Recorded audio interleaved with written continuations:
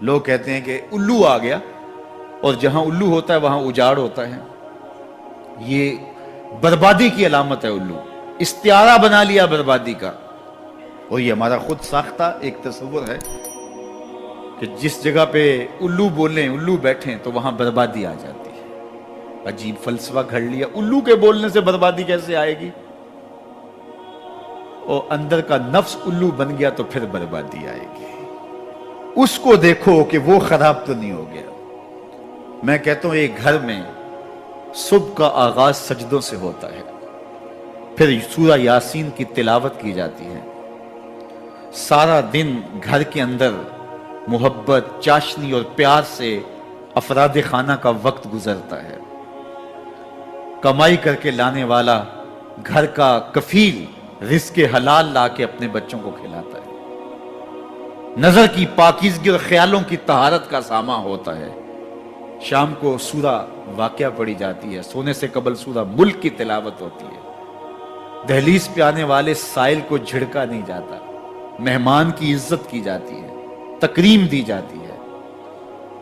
گھر کو صاف ستھرا رکھا جاتا ہے. قرآن کی تلاوت کی مہک پھیلی ہوتی ہے گھر میں.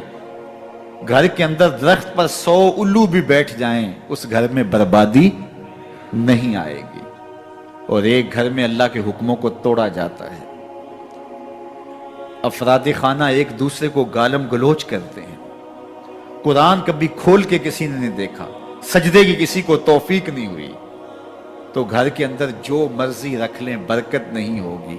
میاں یہ تو تمہارے اعمال کا نتیجہ تھا، لیکن تم نے لگا دیا الو کے کھاتے کہ الو بیٹھ گیا، یہ سب کچھ بربادی ہوئی. تم نے وعدے توڑے، تم نے لوگوں کو 2 نمبر مال دیا، اس لیے تمہاری فیکٹری برباد ہوئی، اس لیے تمہاری دکان نہیں چل رہی. کہ تم کہتے کچھ ہو دیتے کچھ ہو. ایک مرتبہ جو دھوکہ کھاتا ہے وہ دوبارہ تمہاری دکان پہ نہیں آتا. یہ الو کا کام نہیں ہے، یہ تمہارے نفس کے الو کا کام ہے. لیکن تم نے الو پہ مڑ کے کسی منحوسہ، یہ فلاں منحوسہ ہماری دکان پہ آئی صبح، آج سارا دن گاہک ہی نہیں آیا. کیا فلسفہ تم نے تراشا؟ تو فرمایا ولا ہامہ، الو بھی کوئی چیز نہیں. ولا سفرا، اور نہ ہی سفر کا مہینہ کوئی چیز ہے کہ آپ سفر کے مہینے کے نام لگا کر کے کسی چیز کا انکار کر دیں. یہ اللہ کی طرف سے ہے جو تمہیں نصیب ہوتا ہے. وَإِن يَمْسَسْكَ اللَّهُ بِضُرٍّ فَلَا كَاشِفَ لَهُ إِلَّا هُوَ. اللہ تعالیٰ تمہیں کوئی نقصان پہنچانا چاہے تو کوئی اس نقصان کو دور نہیں کر سکتا سوائے اللہ. اور اگر اللہ تمہیں کوئی بھلائی دینا چاہے، تمہیں بہتری عطا کرنا چاہے، فَلَا رَادَّ لِفَضْلِهِ، اللہ کے فضل کو کوئی واپس بھی نہیں کر سکتا، لٹا بھی نہیں سکتا. اللہ کے فضل کو کوئی ٹال بھی نہیں سکتا.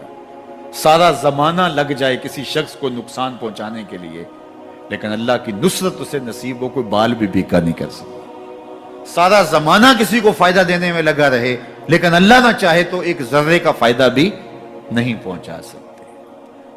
ایسا ہوتا ہے نا کہ مریض بہت دولت مند ہے اور اعلیٰ سے اعلیٰ علاج گاہ میں اس کو پہنچا دیا گیا.